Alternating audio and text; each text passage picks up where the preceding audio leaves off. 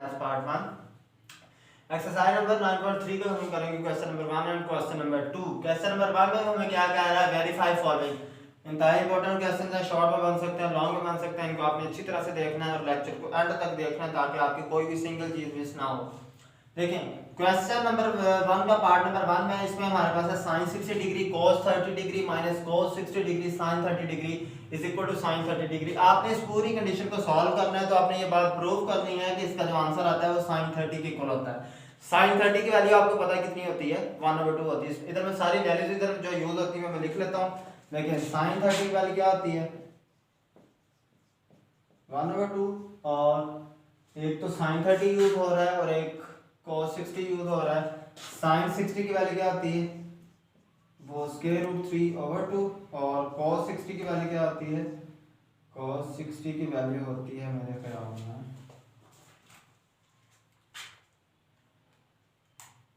1/2।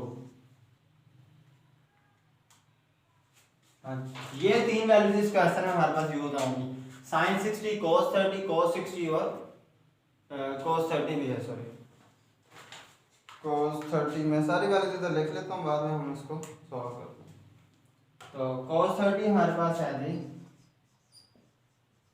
√3/2, ये हमारे पास वैल्यू इसमें यूज होगी।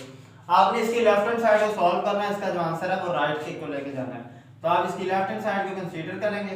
लेफ्ट हैंड साइड इसमें हमारे पास क्या है, sin 60 degree cos 30 degree minus cos 60 degree sin 30 degree. आपने इसमें सिर्फ वैल्यूज पुट करना है। देखिए sin 60 की वैल्यू क्या होती है, sin 60 की वैल्यू होती है √3/2। उसके बाद cos 30 की वैल्यू क्या आती है, cos 30 की वैल्यू क्या आती है √3/2 माइनस cos 60 की वैल्यू क्या आती है, cos 60 की वैल्यू होती है 1/2। sin 30 की वैल्यू क्या आती है, वो भी क्या होती है 1/2। अब देखें √3 को √3 से मल्टीप्लाई करके हम लिख सकते हैं √3 होल स्क्वायर, क्योंकि √3 और √3 2 टाइम्स आ रहे थे, तो √3 को √3 से मल्टीप्लाई करके हमने लिख लिया कि √3 होल स्क्वायर, मतलब ये 2 टाइम्स आ रहा है, over 2 2s are 4 minus 1 1s are 1 2 2s are 4। Square से स्क्वायर रूट क्या आ जाएगा, कैंसिल, बाकी क्या रहेगा 3/4 माइनस 1/4। तो देखें अब ये दोनों वैल्यू जो हैं वो किस फॉर्म में आ रही हैं, फ्रैक्शन फॉर्म में आ रही है। अगर दो वैल्यू फ्रैक्शन फॉर्म में हो तो उसका हम एलसीएम लेते हैं।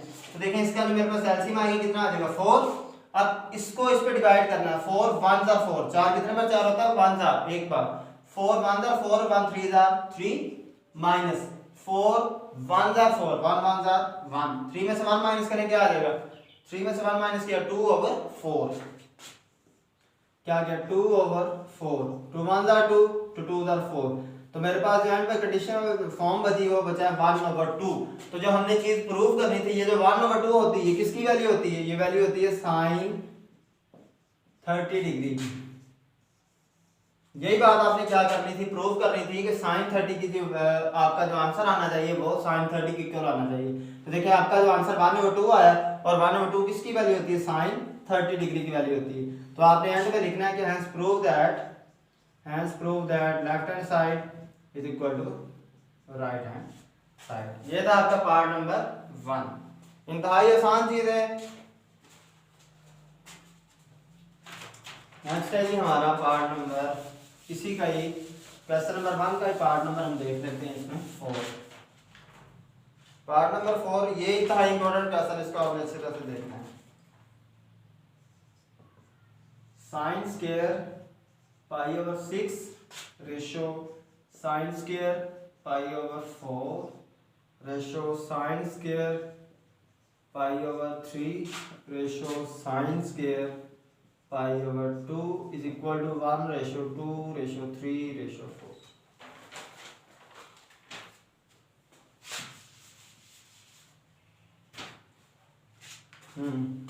तो देखिए इसमें भी आपने क्या करना है, इसकी लेफ्ट हैंड साइड को कंसीडर करना है, इसका आंसर किसके को लेके जाना है, राइट के इक्वल। आपने प्रूव करना है कि sin square π/6 ratio sin square π/4 ratio sin square π/3 ratio sin square π/2 का जो आंसर आना चाहिए वो इस तरह से रेशो के फॉर्म में आ जाए 1/2/3/4। अब देखिए sin π/6 का मतलब क्या होता है, ट्रिग्नोमेट्री में पाई की वैल्यू होती है 180, सॉरी 180। देखें साइन स्क्वायर पाई ओवर 6, पाई का मतलब क्या है 180, 180 ओवर 6, 6 6 6 3 जा, मतलब साइन स्क्वायर 30 है।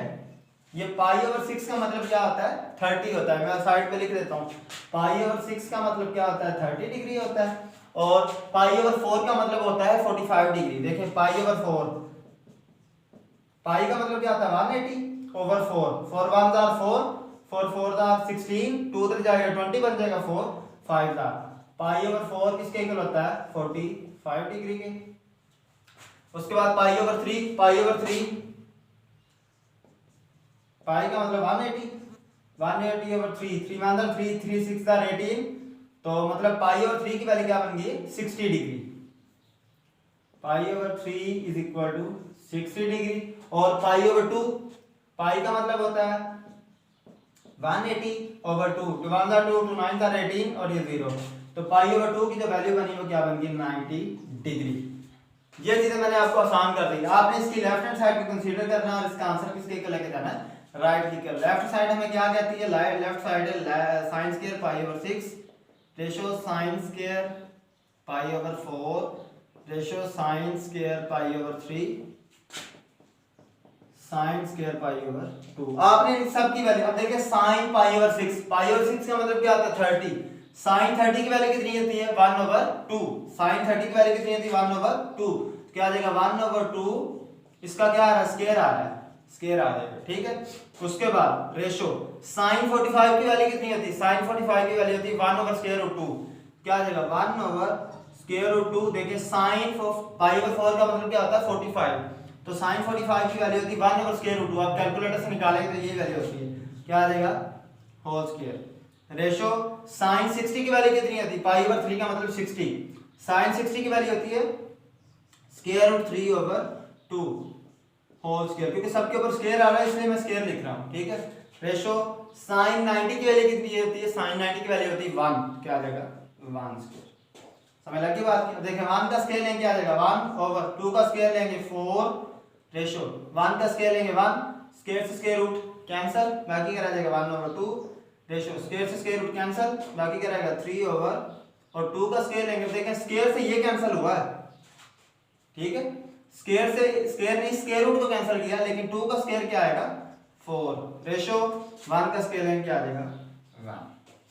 अब देखें हमने जो आंसर लेके आना है वो लेके आना 1 रेशो 2 रेशो 3 रेशो 4, यहां पे मुझे 1 चाहिए, तो देखें 1 के नीचे 4 है ना उसको कैंसिल करना है, तो देखें 1 ओवर 4, ये 4 डिवीजन की फॉर्म है, अगर इसको मैं कैंसिल करना चाहूं तो इस 4 को मैंने 4 से मल्टीप्लाई करूंगा तो 4 4 से कैंसिल होगा, ठीक है। आपने क्या कर देना है मल्टीप्लाइंग बाय 4, सारी वैल्यूज को 4 से मल्टीप्लाई कर देना है।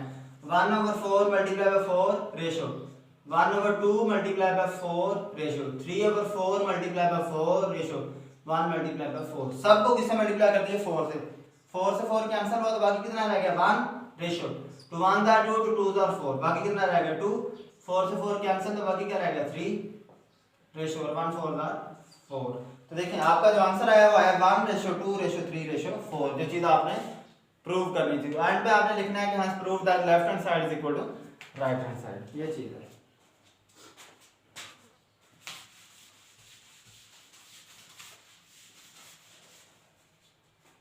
अच्छा जी नेक्स्ट है हमारे पास क्वेश्चन नंबर 2।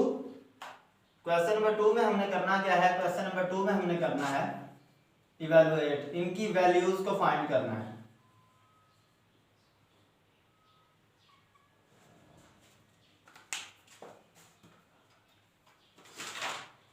क्वेश्चन नंबर 2 का पार्ट नंबर 1 है हमारे पास tan पाई over 3 minus tan pi over 6 over 1 plus tan पाई ओवर 3 tan पाई ओवर 6।